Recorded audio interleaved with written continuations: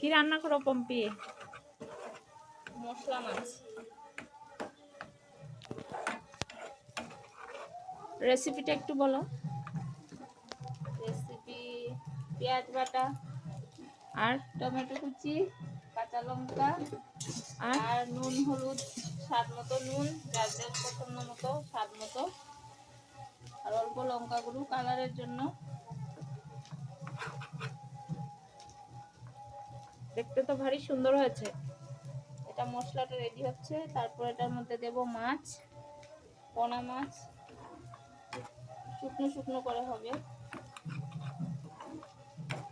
আর আরেকটাতে কি বসিয়েছো বলো? আর একটাতে বসিয়েছি শিম ভাজা, শিম কুচি করে ভাজা। এটাতে শুধু নুন হলুদ আর কাঁচা লঙ্কা আর কিছু না। এই যে হয়ে গেল মশলা মাছ। দেখতে তো খুব সুন্দর হয়েছে গো, খেতেও খুব সুন্দর হবে নিশ্চয়ই। আবার এটা কি বসিয়েছো? মাছের মাথা দিয়ে লাউ।